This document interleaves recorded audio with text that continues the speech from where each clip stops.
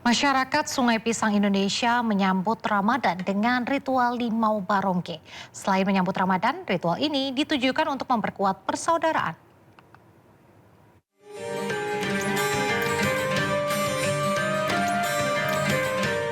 Beberapa hari menjelang Ramadan, anggota komunitas Sungai Pisang di Indonesia melakukan ritual kebudayaan untuk menyambut bulan suci Ramadan. Upacara Limau Barongge. Ritual ini telah berusia berabad-abad lamanya. Dalam upacara ini, para wanita menghias nampan besar atau dulang yang membawa mangkuk berisi jus jeruk nipis yang dicampur dengan bunga dan rempah-rempah harum dan diiringi dengan musik talempong tradisional. Upacara dimulai ketika para wanita membawa dulang di atas kepala mereka dan berjalan menuju pusat nagari dibungkus tulu kabung. Dari pertama ya, dari ini mama, dari ini dulu sampai sekarang tidak akan pernah hilang atau pernah pudar sampai saat sekarang. Karena Limau Barongge ini dari turun menurun dari mama keponakan sampai sekarang tetap dijalankan Limau Barongge menjelang menyambut bulan Ramadan. Dengan limau di bawah anak keponakan yang dijunjung diarak untuk keliling. Ritual ini dilakukan setelah sholat asar. Selain bermakna untuk menyucikan diri sebelum bulan Ramadan, Limau Barongge juga bertujuan untuk memperkuat persaudaraan di daerah Sungai Pisang. Dalam hal ini, pemerintah aktif mempromosikan Limau Barongge agar diakui sebagai bagian dari warisan budaya tak benda. Kekayaan tradisi yang sudah diakui oleh pemerintah pusat pun juga menjadi warisan tak benda. Mudah-mudahan kita memaknainya adalah untuk bagaimana kita bersyukur masuknya bulan suci Ramadan dan tentunya bersama-sama mencernihkan hati untuk betul-betul memperkuat ibadah, niatan untuk memaksimalkan ibadah kita di bulan suci Ramadan nanti. Ritual ini diakhiri dengan doa bersama dan mengoleskan air kapur ke wajah para peserta sebagai simbol penyucian diri menjelang bulan suci Ramadan. Pemirsa, kita beralih ke informasi untuk menyambut Ramadan. 15.000 porsi jenang dibagikan gratis dalam festival jenang yang digelar di Solo, Jawa Tengah.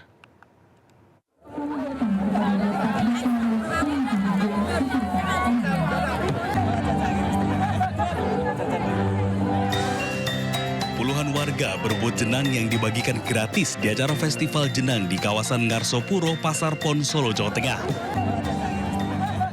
Berbagai jenis jenang dibagikan kepada masyarakat antara lain jenang merah putih, jenang sumsum, jenang tumpang, jenang mutiara, jenang gendul, jenang ketan ireng, jenang cinta, hingga jenang varian baru Nirmala Nusantara.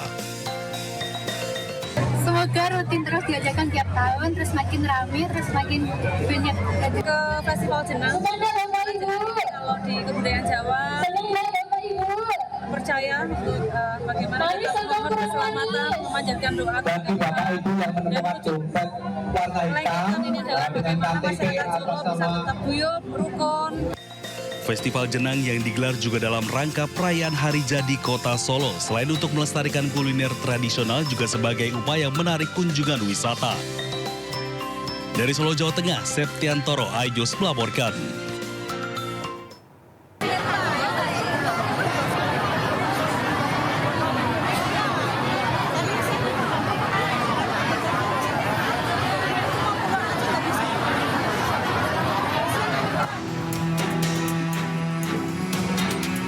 Ribuan nasabah Bank Cirebon memadati kantor Bank Mandiri Cirebon, Jawa Barat hingga membludak ke jalan raya Rabu pagi.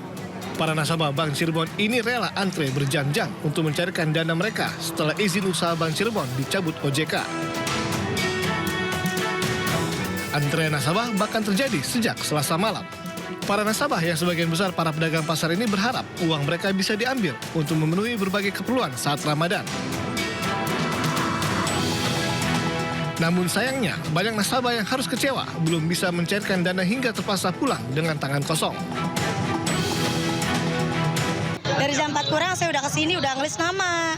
Tapi nyampe sini belum pasti dapat nomor antriannya kapan gitu. Belum ada kepastian. Belum ada kepastian. Nomor antrian saya berapa juga saya belum tahu. Padahal subuh udah ada nomor saya 66. Itu dari jam berapa sih ini? Iya dari jam 2 juga udah banyak yang kesini.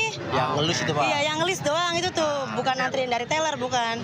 Mau ada perharinya biar kita tahu berapa orang kuotanya. Jadi kita tahu tanggal berapa kita ngambil uangnya. Ya enggak sih, kita udah dapet chipnya udah dari kemarin-kemarin. Cuman kan kemarin banknya libur, jadi kita yakinnya hari Rabu dan besok kan puasa, udah mulai puasa. Oh jadi ngambil uang tuh sekalian? Iya, kan lumayan juga buat bekal puasa. Sementara itu, OJK Cirebon mengimbau para nasabah tetap tenang dan tidak panik, karena lembaga penjamin simpanan telah menjamin uang nasabah tidak akan hilang.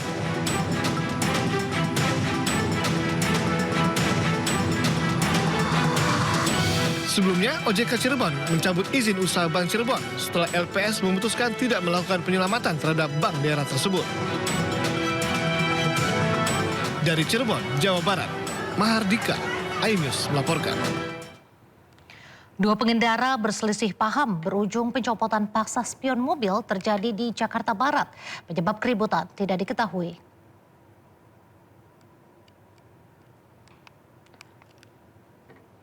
Ya pemirsa, cekcok terjadi saat kemacetan di wilayah Jakarta Barat. Seorang pria parubaya terlihat ribut dengan pengendara mobil. Pelaku yang marah kemudian mencopot spion mobil dan melemparkannya ke kaca mobil. Dibantu petugas TNI yang kebetulan melintas, istri pelaku berusaha menenangkan suaminya. Belum diketahui penyebab awal terjadinya insiden yang menarik perhatian para pengendara ini.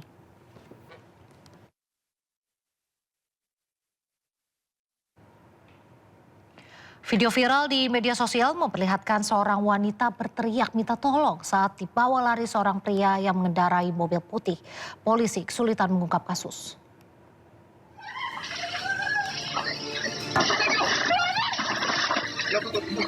Peristiwa terjadi di Jalan Elangmas, Desa Gonilan, Kartasura, Sukoharjo.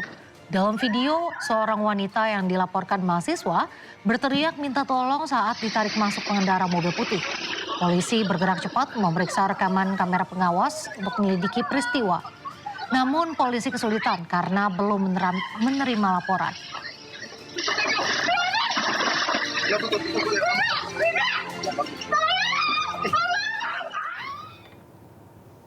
Pemirsa, hati-hati saat berada di toilet umum. Seorang wanita histeris saat mengetahui dirinya direkam seseorang berada di dalam toilet minimarket di Makassar, Sulawesi Selatan.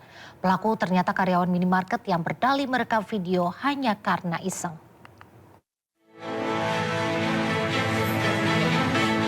Warga mengamankan MA, 28 tahun, karyawan minimarket yang terpergok merekam wanita di toilet di Jalan Talasapang, Rapucini, Kota Makassar. Polisi segera ke lokasi dan mengamankan pelaku dari amuk warga. Barang bukti berupa satu unit telepon genggam yang digunakan untuk merekam turut diamankan. Peristiwa bermula saat korban berbelanja di minimarket, lalu menuju lantai 2 untuk menggunakan toilet. Namun saat berada di toilet, ia curiga dan melihat ada ponsel di ventilasi yang diarahkan ke dalam kamar mandi. Korban pun mendengar langkah seseorang berlari, menuruni tangga dan segera memberitahukan kejadian itu pada temannya. Setelah dilakukan pemeriksaan, ditemukan rekaman video korban berdurasi sekitar 40 detik hingga 1 menit di dalam ponsel pelaku. Usai kejadian ini, korban melapor ke polisi agar pelaku diproses sesuai hukum yang berlaku. Dari Makassar, Sulawesi Selatan, Muhammad Nurbone, iNews melaporkan.